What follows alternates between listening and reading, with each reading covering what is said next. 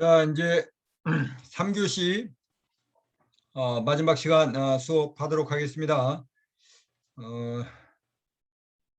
자, 그 창업 환경 분석 그 과목이 이 실질적으로 내부 요인과 외부 요인을 가지고 어떻게 창업을 하는데 반영을 시켜줄 것이냐, 이런 창업 환경 분석이 중요했기 때문에 지난 시간까지 지난 시간까지 다시 한번 복습하는 측면에서 여러분들에게 강조를 드렸고요.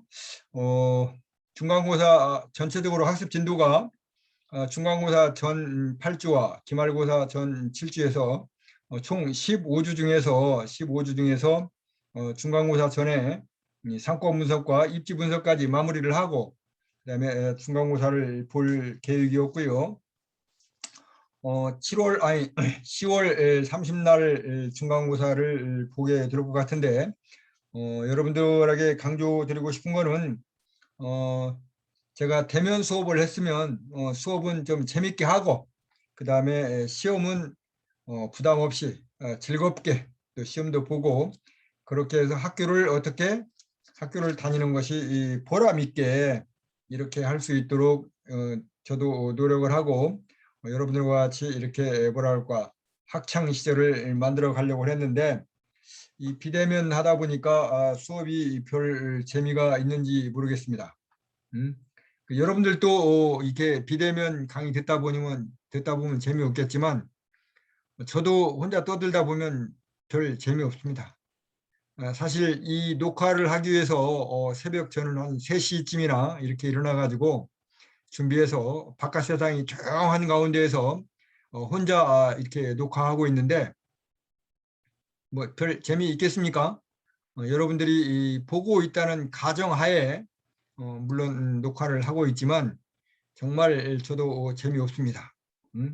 그렇지만 여러분들 뭐 현 상황이 이러니까 즐겁게 아무튼 그 좋은 기분으로 저도 강의를 하고 웃으면서 강의를 하고 여러분들도 웃으면서 좀 듣고 뭐 이렇게 해야 되지 않을까 그런 생각이 들어서 실전은 연습처럼 연습은 실전처럼 이렇게 한다는 말도 있지 않습니까?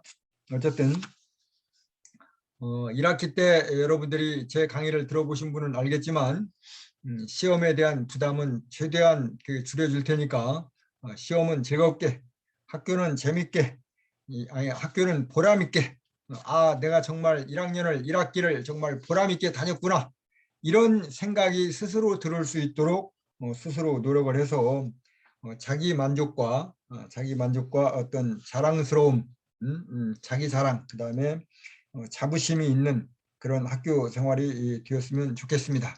어쨌든 이번 시간부터는 상권 분석에 대해서 간단히 알아보도록 하겠습니다. 자, 그래서 이번 주 학습 목표는 이제 상권 분석이란 게 도대체 뭐냐, 그다음에 상권 분석을 하려면 무엇을 어떻게 해야 되느냐, 그다음에 이 상권 분석 기준에 따른 상권은 어떻게 분류를 하고 또 상권별 장단점은 뭐가 있고 특징은 뭐가 있는지 문제는 이제 이런 겁니다. 성공한 전략은 이론이 됩니다. 예를 들면 전쟁사를 봤을 때 메가더 장군이 인천 상륙작전을 감행을 해서 성공을 했죠. 그런데 우리가 뭐 그 전쟁사를 통해서 여러분들은 전쟁사를 안 했겠죠. 아무튼 그 여러 그 뭐 뉴스나 이런 거를 통해서 인천 상륙작전은 할 수가 없고 성공할 수 없다고 여러 참모들이 또 미국에 있는 스태프들도 뭐 메가더 장군한테 건의를 했는데 메가더 장군은 될 수 있다는 확신을 가지고 이 인천 상륙작전을 감행을 했지 않습니까? 그래서 성공을 했어요.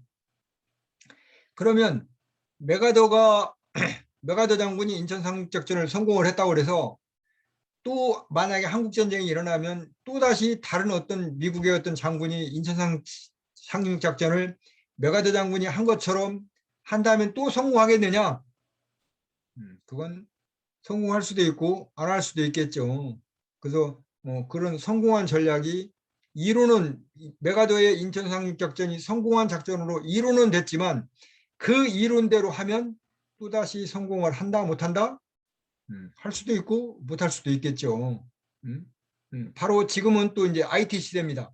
그러면 IT로 성공한 기업이 카카오나 뭐 쿠팡이나 뭐 또 뭐 배달의 민족도 일부 IT 앱을 가지고 했으니까, 그다음에 뭐 페이스북, 세계적으로는 페이스북, 또 뭐야 뭐 넷플릭스, 뭐 아마존, 이런 것들이 IT 기업으로서 지금 엄청나게 성공을 하고 있는데, 그러면 그 사람들과 똑같이 하면 다 그 사람들처럼 성공하느냐? 그런 건 아니지 않습니까? 그렇듯이 성공한 전략은 이론이 될 수 있지만 그 이론대로 하면 성공을 할 수도 있고 못할 수도 있다. 그러나 그 이론대로 했을 경우에 최소한 실패를 최소화하고 성공할 확률을 높여가기 때문에 그 이론을 배우는 겁니다. 즉 여기서 상권 분석도 여러분들이 들어보면 저런 거 저렇게 하면 될까? 라고 생각하지만 그 보편적으로 이렇게 이론에 맞춰서 성공한 사람들의 어떤 통계를 내서 이론을 만드는 거기 때문에 대체로 실패할 확률보다는 성공할 확률이 많다는 거죠. 그래서 이렇게 학문적으로 배우는 겁니다. 그러나 여러분들이 개별적으로 여러분 하나하나의 개별적인 아이템을 가지고 개별적인 어떤 상권이나 입지를 잡아서 성공을 하려면 그 나름의 또 차별화된 어떤 전략이 있어야 되겠죠. 예를 들면 여러분들도 가게 아니면 음식점을 많이 다닐 겁니다. 저도 어떤 음식점을 가보면 똑같은 음식점이 바로 인접해 두 개가 있어요.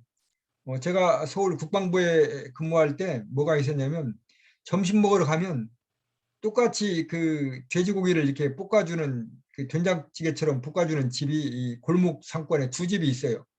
근데 희한하게 한 집만 갑니다. 사람들이. 왜 그 집만 가서 약간 대기를 하면서까지 그 집 음식을 먹고 오는지, 저는 그래서 그 옆집을 가봤어요.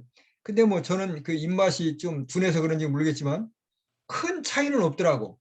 큰 차이는 없는데 약간의 주인의 어떤 친절미, 그 집의 전통, 뭐 이런 것이 있어가지고 고집스럽게 그 집만 가요. 그러면 그 두 집을 비교해 봤을 때 과연 상권이나 입지를 보면 상권 분석, 그 집과 집 사이가 차이가 얼마나 나냐면 1m도 안 나지 않습니까? 바로 옆집이니까. 그러면 상권이라는 거는 뭐 크게 동일하겠죠. 입지? 입지에서 좀 차이가 생기겠죠. 음.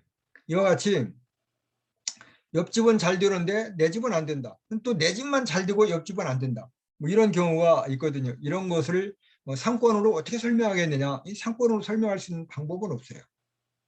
그런 때는 또 입지적인 요소가 있고 또 그 특이한 어떤 뭐가 있고, 그래서 이런 어떤 시대의 변화랄지 첫 시간에 설명을 드렸지 않습니까?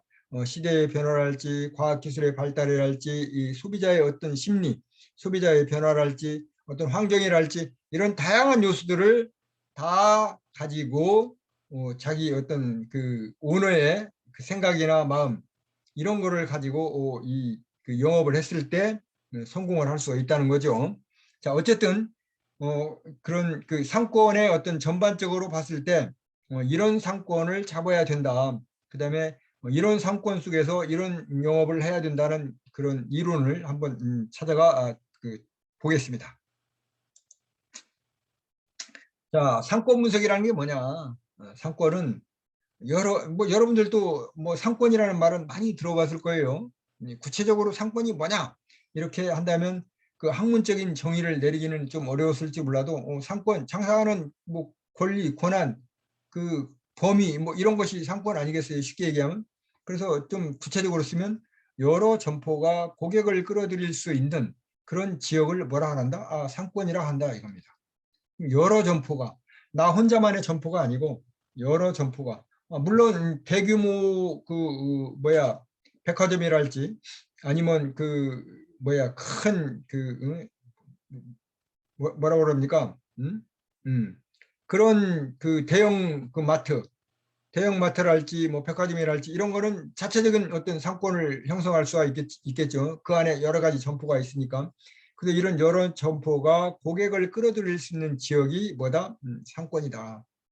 그래서 그러면 판매하는 그런 대상 지역은 대상 지역, 응? 그다음에 범위, 고객들의 거주 지역, 이런 것들이 뭐냐면 내 판매 대상 지역이고, 상권의 범위는 그 점포의 크기, 점포가 뭐라고 그럴까, 그 떡볶이 장사를 한다. 그러면 떡볶이 장사를 무시하는 것이 아니라, 떡볶이 장사도 뭐 3평짜리가 있고 1평짜리가 있고 뭐 아니면 뭐 대단지 뭐 떡볶이도 할 수가 있겠죠. 음? 그래서 그런 점포의 크기.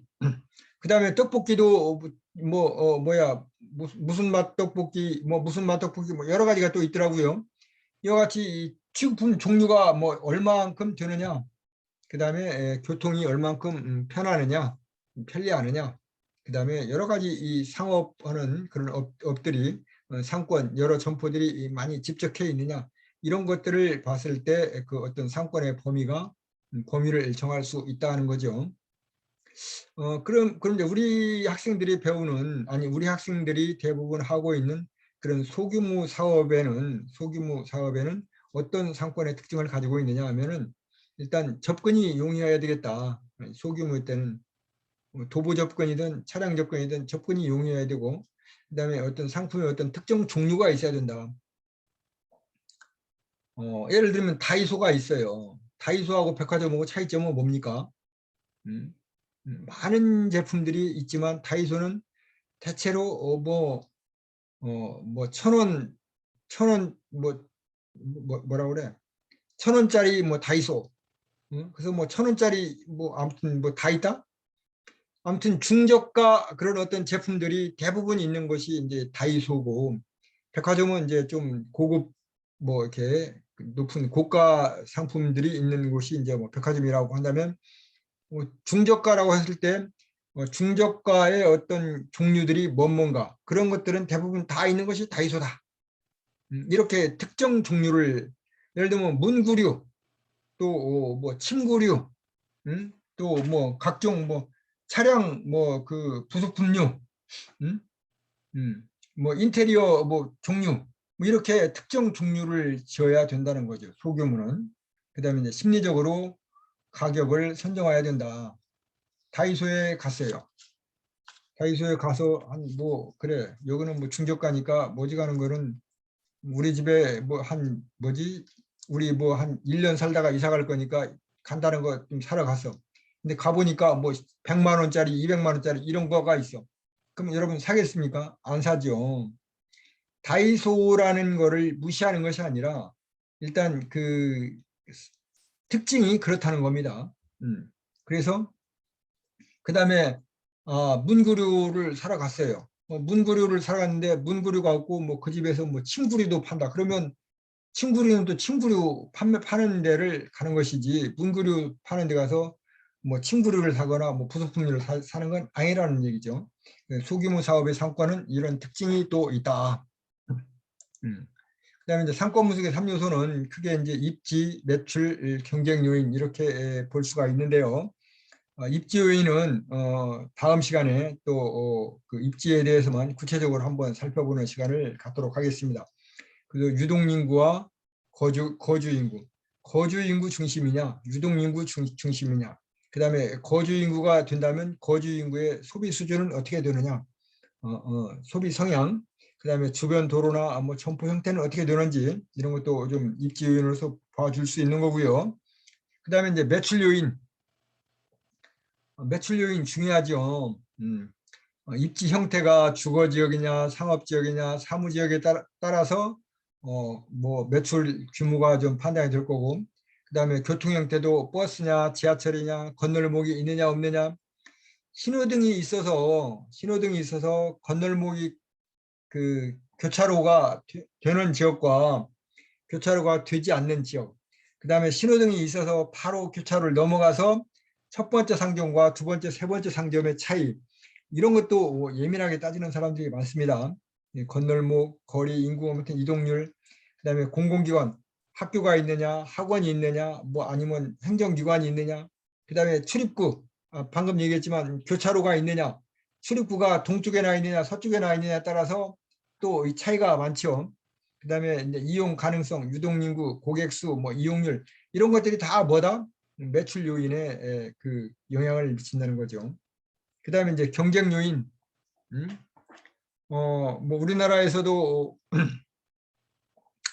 편의점은 뭐 몇 미터 이상 뭐 두는 거리 제한을 두겠다 뭐 이런 것들이 있는데 그 뭐 자율 경쟁이면 뭐 굳이 뭐 그런 걸 둘 필요가 있나? 뭐 알아서 두면 그 소비자들이 선택을 하는 거죠. 그 소비자들이 엄청 많으면 편의점을 뭐 따닥따닥 붙어 있어도 잘 될 것이고 소비자가 뭐 한 100명, 200명 있으면 뭐 편의점 한 개 있어도 안 될 거지 않습니까? 그래서 뭐 굳이 이런 것이 있어야 될 필요가 있나? 근데 또 있어야 되는 이유는 뭐가 있습니까? 어떤 독점적인 업체가 너무 자기들 위주로만 이렇게 하기 때문에 그런 걸 제한하기 위한 또 뭐 그런 게 있겠죠. 그다음에 슈퍼마켓, 소매점 이런 것들이 아무튼 수와 규모를 정할 수도 있고 뭐 안 정할 수도 있고 여러 가지 요인에 의해서 뭐 이렇게 된다. 아무튼 그런 것들을 분석할 수 있는 분석을 해보는 것이 뭐다? 상권 분석 요소다라는 겁니다. 자, 그러면 좋은 상권이라는 게 도대체 뭐냐? 좋은 상권. 뭐 지금은 이제 상권이라고 봤을 때 온라인으로 우리 집은 뭘로 해? 전부 배달로만 해. 배달로만 해. 그러면 그 배달하는 그 지역이 얼마냐? 우리 집은 오토바이로 배달만 해. 아니면 우리는 그 승용차로 배달만 해. 그러면 그것에 따른 또 거리 감각이 다 틀리겠죠. 그렇지만 보편적으로 아직 우리나라의 어떤 그 온라인과 오프라인 이런 시스템을 같이 봤을 때 좋은 상권이라는 것은 대략 배후 거주지가 반경 2km 이내에 10층 이상 건물 5개 이상, 그다음에 건물 밀집 지역, 대규모 아파트 단지, 주택 단지, 버스 종착역 뭐 반경 500m 이내, 즉 걸어갈 수 있는 지역이라는 거죠. 500m면 한 5분, 10분. 그다음에 고정 세대가 5천 세대 이상인 지역. 제가 이거를 보고 제가 살고 있는 아파트가 여기 내포에 아파트가 있습니다. 내포에 우리 아파트는 아파트 밀집 지역과 이렇게 약간 좀 떨어져 있어요. 우리 아파트가 한 1600세대, 그러니까 인구는 한 3천여 명이 살고 있죠. 그런데 이쪽 다른 지역에 보면 아파트가 한 5개 단지가 있어요. 근데 5개 단지가 있는 지역은 아파트 상권 형성이 되는데 우리 그 지금 1600세대, 1600세대와 있는 데는 단독 상권이 형성이 안 되더라고요. 그래서 거기에 마트가 한 게 편의점이었었죠. 편의점이 2개가 있었는데 결국은 최근에 하나가 문을 닫았습니다. 이거는 누가 선택을 해줘요? 소비자들이 선택을 해주는 거예요. 다른 지역에 이 소비자들이 가기 때문에 이건 안 되는 거예요. 그러면 한 개가 있다. 그러면 경쟁 2개에서 한 개가 이겼으니까 그거는 좀 살아남겠죠. 음? 그렇지만 하나는 문을 닫았거든요.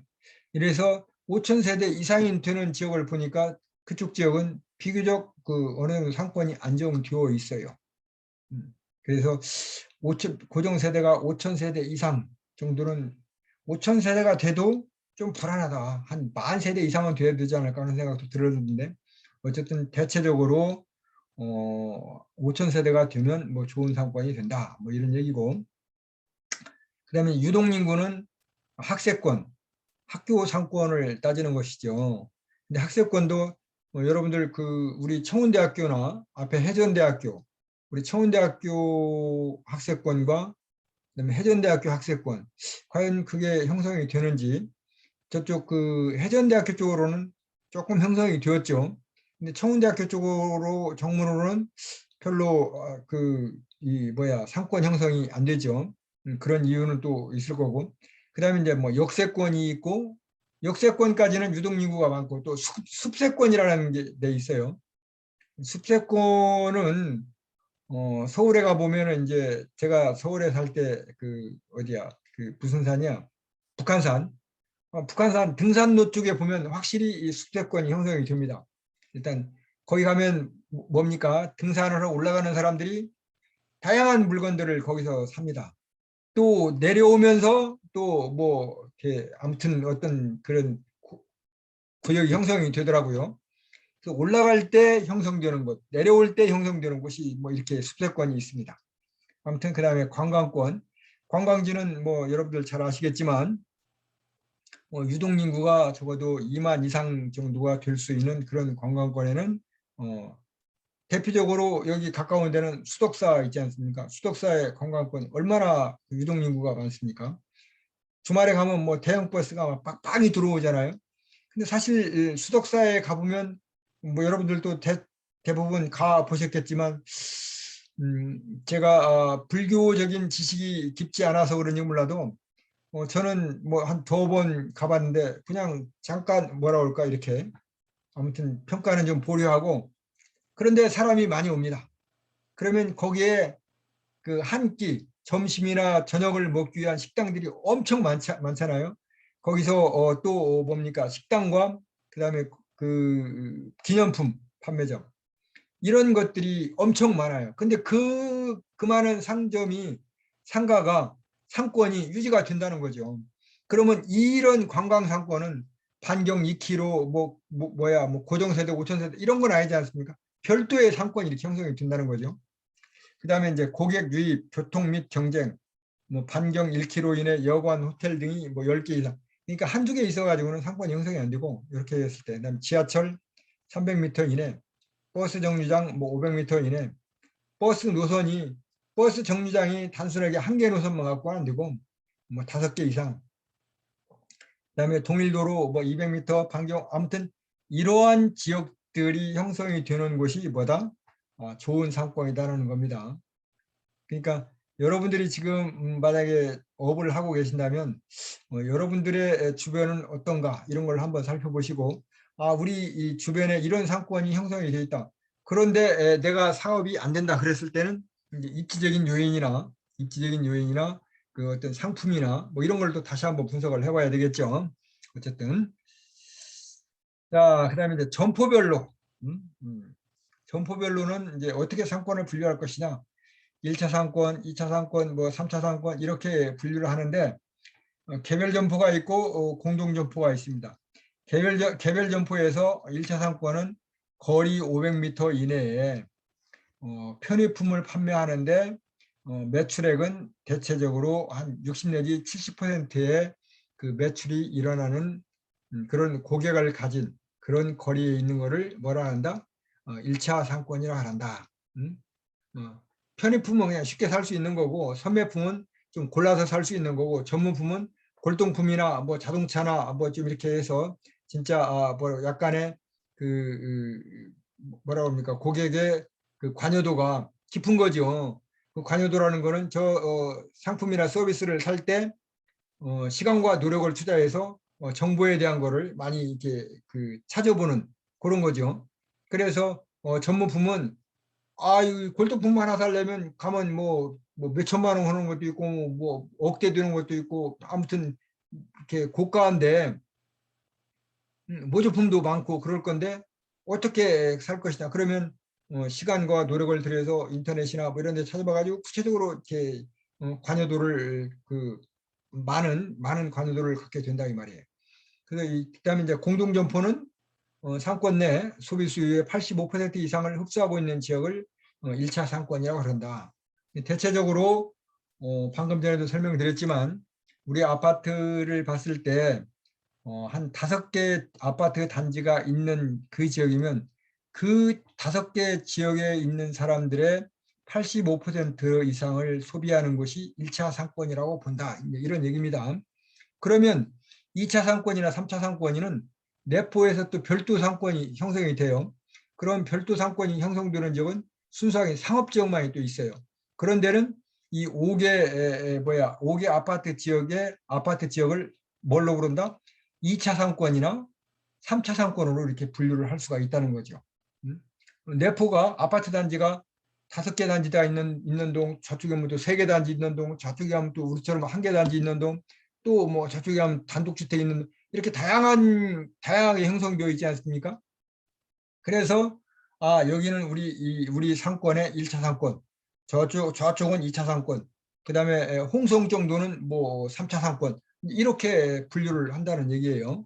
음.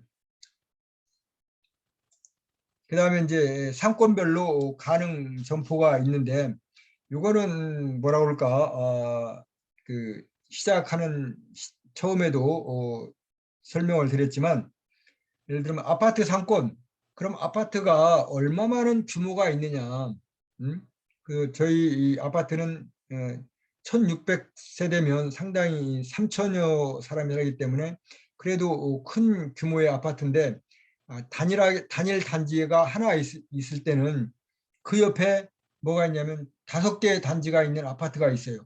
그쪽에 1차 상권 형성이 되는 거야. 이 사람들이 그쪽으로 가. 그러니까 우리 아파트 단독 상권은 형성이 안 돼.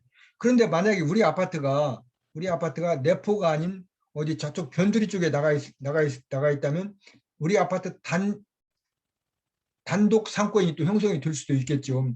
그 지역에서는 그래도 비교적 큰 밀집지역이니까. 그래서 그런 어떤 규모에 따라서 이렇게 상권이 좀 변할 수가 있다. 그다음에 뭐 가능 점포는 뭐 대체적으로 저런 점포들이 있을 수가 있고, 그다음에 이제 주택가 상권, 주택가 상권도 지금 보면 그 시골 가보면 대부분 누가 살고 있습니까? 노인들이 한 집에 뭐 한 분 내지는 두 분 이렇게 2분 살고 있는 집도 많지 않을 거야. 대부분 뭐 한 집 살고 있는 그런 노인 주택들이 많다 이 말이야. 거기 주택가 상권하고 그다음에 신흥 주택가 해가지고 뭐 빌라 형성되는 그런 데는 또 뭡니까? 젊은 부부들 또 그 고소득층 경제력이 높고 지위와 신분이 높은 그래서 소비가 강한 이런 사람들이 사는 주택과 상권이 또 있다 이 말이야. 그러면 지금 시골 주택가와 이런 도시의 어떤 그 변두리라고 좀 변두리라고 하기는 좀 그렇지만 아무튼 도시 변두리에 그런 주택가를 형성하고 있는 이런 상권들은 차이가 있겠죠. 그랬을 때 이런 주택가의 이런 상권들은 그 점포는 이런 점포들을 하면 좋다는 것을 표준적인 제시안이기 때문에 참고만 하시면 되겠습니다. 그다음에 이제 역세권인데요. 역세권이나 번화가 이런 거는 여러분들이 뭐 보시면 알겠지만 자, 유동인구가 얼만큼 될 것이냐 여기에 따라서 많은 차이가 있겠죠. 그 다음에 번화가도 홍성에 가면 명동상가가 있어요. 홍성의 명동상가와 서울의 명동상가 이거를 비교할 수 있는 그런 뭐 저기는 아니지만 아무튼 역세권은 그런 그 유동인구들이 얼만큼 쉽게 말하면 뭐 갈아타기 위해서 갈아타기 위해서 아니면 어디를 가기 위해서 좀 뭐 조금 한 5분이나 10분 먼저 와서 이렇게 하는 대기 시간 동안에 무엇을 할 것이냐 또는 어떤 도심지로 아니면 어떤 장소로 무엇을 배우러 가죠. 저도 평택에 있으면서 서울에 있는 법률학원을 다닐 때 가면 평택에서 서울로 지하철을 타고 갑니다. 그러면 지하철에서 가장 가까운 법률학원이 어딘가 거기를 가게 되거든요. 뭐 이런 거. 그래서 역세권 상권은 뭐 이렇게 되고 번화가 상권은 이렇게 찾을 수가 있다. 그다음에 이제 학교 주변 상권인데요. 방금 전에도 설명이 드렸지만 우리 청운대학교 정문 상권과 해전대학교 앞 정문 상권이 좀 이렇게 구분이 된더라. 그 이유는 또 이제 여러 가지 분석을 해보면 여러 가지 요인이 있겠죠.